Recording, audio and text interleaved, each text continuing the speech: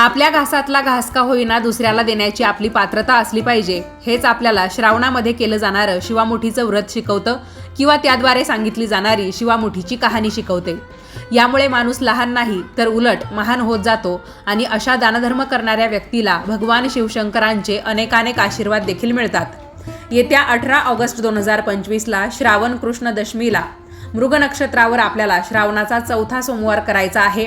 हा श्रावणाचा शेवटचा सोमवार असणार आहे। यानंतर तब्बल 1 वर्ष आपल्याला श्रावणी सोमवारचं व्रत करण्यासाठी वाट पाहावी लागणार आहे। तर प्रत्येक सोमवारी जशी आपण शिवलिंगावर वेगवेगळ्या धान्यांची शिवामूठ वाहत होतो, तर आता चौथ्या श्रावणी सोमवारी आपल्याला शिवलिंगावर जव हे धान्य शिवामूठ म्हणून वाहायचं आहे। जव या धान्याला काही ठिकाणी जवस असंही म्हटलं जातं, पण जवस म्हणून ओळखलं जाणारं अजून एक धान्य आहे ज्याला मराठीमध्ये काही भागात अळशी असं म्हटलं जातं आणि इंग्रजीमध्ये फ्लॅक्स सीड्स म्हणून ओळखलं जातं। पण यांना आपण धान्य नाही तर बिया म्हणू शकतो। या अळशीची चटणी बनवली जाते। पण जव म्हणून ओळखलं जाणारं जे धान्य आहे जे आपल्याला शिवामूठ म्हणून शिवलिंगावर वाहायचं आहे, तर त्याचा समावेश हविषान्न म्हणून होतो। म्हणजेच काय, यज्ञकर्मामध्ये हे धान्य वाहिलं जातं आणि श्रावणी सोमवारच्या प्रत्येक व्रतामध्ये आपण जे जे धान्य शिवामूठ म्हणून वाहिलं आहे तर ते सगळं हविषान्नच आहे।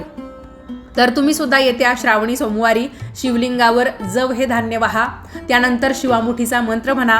विवाहित महिलांनी शिवामुठीचा कोणता मंत्र म्हणावा, त्याचबरोबर जे विवाहित पुरुष आहेत, ज्या महिला ब्रह्मचारिणी म्हणजेच ज्यांचे पती हयात नाहीत अशा स्त्रिया आहेत, ज्या अविवाहित मुली आहेत किंवा जे अविवाहित मुलं आहेत, त्यांनी कोणता मंत्र म्हणावा याबद्दलची सविस्तर माहिती आपल्या दिल्लीकर मराठी या यूट्यूब वाहिनीवर दिलेली आहे।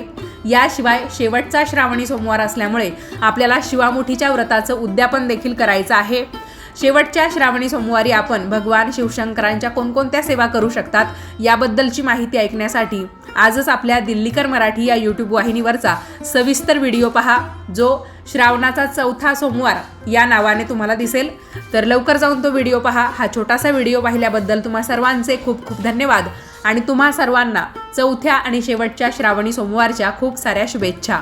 ओम नमः शिवाय।